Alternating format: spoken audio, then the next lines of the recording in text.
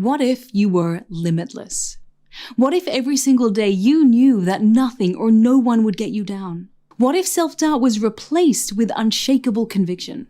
Imagine how your life would play out over a week, a month, or even a year. Imagine the snowball of momentum and confidence, regardless of external setbacks. We all know those remarkable, even obsessive people that really go for it. They truly live their potential with conviction. What's the key difference between this tiny subset of movers and shakers and a majority with equally lofty aspirations that never really get there? I've had the good fortune of working with thousands of leaders at some of the most influential companies around the globe.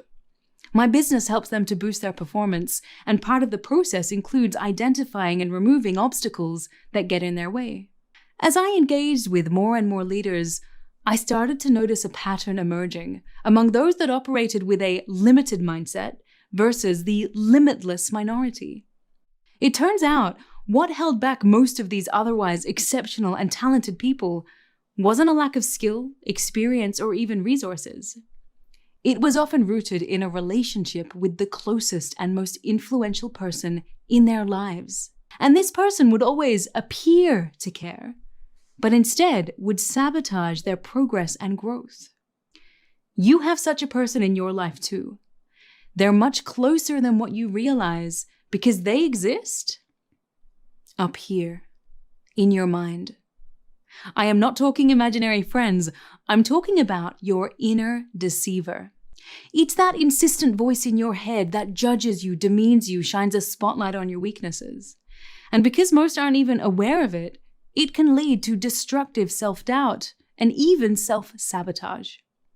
It was clear to me that the happiest, most fulfilled, and highest performers had figured out how to subdue their inner deceiver. In fact, in the patterns I observed, there wasn't just one inner deceiver. I identified 5 of the most common archetypes, and now I'm going to expose them to you. Because you won't be able to subdue them without first recognizing them. And the prerequisite to operating with a truly limitless mindset is that you first need to free yourself from their clutches. Let's start with the deceiver I call the classic judge. As the name suggests, the judge likes to judge you. What you did, what you didn't do, what you should have done, criticizing every decision and blaming you for things outside of your control. When you ruminate on past failures with an unforgiving lens, that's not you. That's the classic judge preventing you from learning from the past and instead beating you down. Most psychology researchers agree that these deceivers begin to emerge based on the parenting you received when you were a child. If you had a critical, controlling, or demanding parent, you come to internalize this judgment, and it manifests within you as an adult. So you give yourself the same critical judgment. You develop an inability to acknowledge anything positive about yourself or your performance, and it's extremely damaging. The second deceiver is the victimizer. She has a way of convincing you that the universe is rigged to conspire against you. She fills your mind with excuses and robs you of your willpower. Conversations with the victimizer sound like, "See, this always happens to you. Every time an opportunity comes up, somehow you get screwed over. You're never going to be good enough for them." So what do? You give up. You stop trying because your victimizer reminds you, what's the point anyway? You can't win. You never win. Next, we have the deceiver I call the misguided protector. Your protector says things like, whoa, slow down. Did you think this through? You don't know enough. You're not qualified. You're too old, too young. You'll mess up. Don't do it. It tries to protect you from a risk of failure, judgment, or criticism. How? By keeping you paralyzed so you don't take any action. Because then you're safe, but you're also stuck. If your parents set high standards for you and excessively criticized you when you failed to meet these standards, for example, you got an A, why couldn't you get an A+ like your perfect cousin Julio? You may hear it as your misguided protector up here, which leads you to fear failure and never feel ready. Second to last is the ringmaster. The ringmaster is all about productivity guilt. If you're not familiar with the term, it's when you have an unhealthy drive to keep working because you feel guilty when you stop. The ringmaster is very good at brainwashing you into believing that your worth and merit as a person are directly correlated to how productive you are. You achieve a goal, feel no satisfaction, and immediately jump to the next goal. The unfulfilling treadmill of achievement addiction. But the thing is, no matter how hard you push yourself or what you achieve, you will never be good enough or have done enough for the ringmaster. Our survey of 2,500 people globally found an overwhelming 93% experience this guilt frequently, putting themselves at risk of burnout. Maybe you haven't met any of these deceivers yet, but instead are well acquainted with this last one. Closely related to the ringmaster, it's the neglector. When you feel insecure in your worth, you anticipate rejection. So you constantly seek validation by prioritizing the needs of everyone else. If you didn't receive emotional validation as a child, or you had a parent that was hard to please, you might work really hard as an adult to try and seek approval from everyone around you. Partners, peers, coworkers, your boss. And then, whenever you don't receive it, it's an automatic trigger and you have a conditioned need to win it back. The neglector drives you to give beyond your capacity, leaving you exhausted, drained, and overwhelmed. So the stakes are high. If you listen to these deceivers, you buy into their narrative and give them power over you. The good news is that change is possible. You can break free from these limits. The first step is awareness. If you have a classic judge hurling judgment and criticism at you for everything that you do, call it out. Classic judge, I know you're trying to convince me that I'm incompetent right now, but I'm choosing not to listen. Calling it out in this way is a form of psychological distancing, where you're referring to this part of yourself in the third person. We know from science that third-person self-talk helps you gain emotional distance from your deceiver, allowing you to think with more rationality. If you notice your victimizer making you feel like you should just give up because the world is against you, shift to an internal locus of control. Accept the fact that you can choose what you focus on at any moment. You can choose to focus on things outside of your control and feel powerless, or you control what you have control over. Instead of saying, look at what happened to me, look at what they did to me. Use a technique called cognitive shifting and consciously redirect your attention to, okay, this is what's happening in my life, this is where I want to be, and this is what I'm going to do about it. Now you're speaking from a position of personal power. You take responsibility for what's within your control and choose to take action. What if you hear your misguided protector in your psyche trying to convince you that you'll fail, so you shouldn't try at all? I have my own experience with my misguided protector. Chances are I wouldn't even be here or where I am today if I listened to it. Back in March of 2020, when the world was suddenly in lockdowns, all of our business bookings were either cancelled or postponed, and our business was dead in the water. So I was curious about experimenting with an app called TikTok. I wanted to create content and see if we could help people through that platform. But then my protector woke up and said, people will think you're ridiculous. You're way too old for that. It's going to ruin your reputation. And I listened to my protector for 2 months, until I didn't anymore. I decided to take action instead. I created 40 pieces of video content in one day.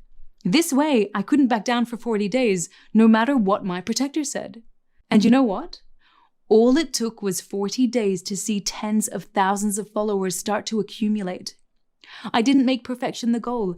I made the process the goal. And nearly 2 years later, we have 1 million followers on that platform and over 2 million across all major social media platforms, which has been the best marketing for our business, taking us global and allowing us to help people all around the world. And none of that would have happened if I'd listened to my protector and stayed safe. So if you ever feel your protector taking over, grab a blank sheet of paper and write down all the protector's arguments. Then ask, is this scenario likely to happen? What's the worst that could happen realistically? Take time to rationally risk assess, and you'll likely find it's just your protector being overly dramatic. Given the protector tries to keep you safe by keeping you stuck, the best antidote is to take action. Don't worry about getting things right the first go. Don't make perfection the standard. Just act. Be consistent and be open to growth. Make the process the goal. Now the ringmaster. If you feel undeserving of taking a break and feel guilt or shame when you do, change the narrative in your head. Value yourself for who you are, not what you've done. Stop wearing busy as a badge of honor. Remind yourself of your qualities, the value you add to the lives of others, how you make a difference. Write this down. And with this sense of empowerment, pragmatically set healthy boundaries so that you have a more balanced life. Working hard at times is not a bad thing, but risking burnout is counterproductive to performance. And finally, those of you who have a loud neglector. I know what you're going through. Early in my career, my neglector was loud. I would constantly over-apologize when I hadn't done anything wrong, agree with people when I actually disagreed on principle, avoid any possibility of conflict, and would say, yes, of course, when I really meant no.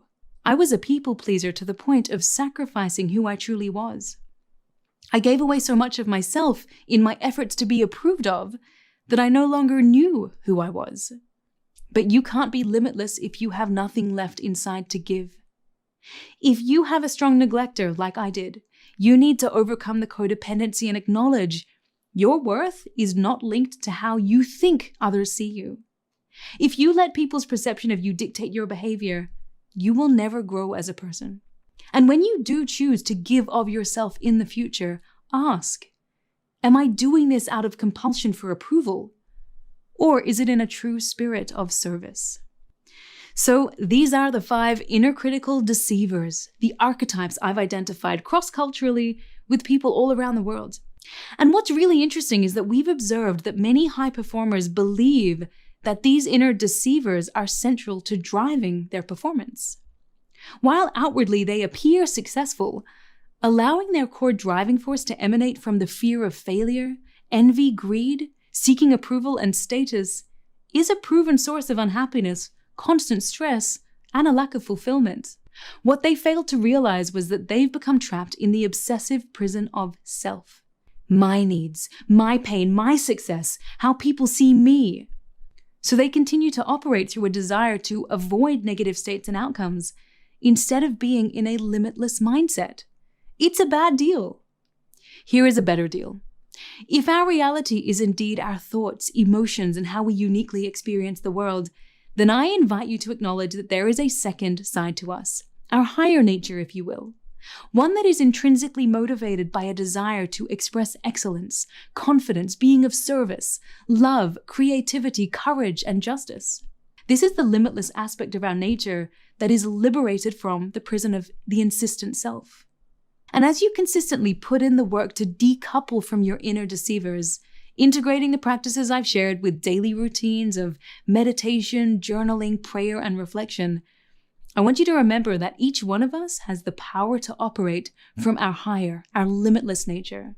The struggle to keep them at bay is a lifelong one, but I promise you, as you distance yourself from these voices, your life will begin to transform.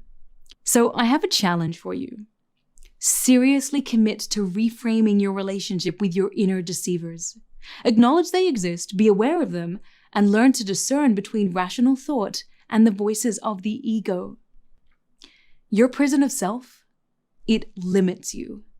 When you break free, your thoughts become limitless. You become limitless. Thank you.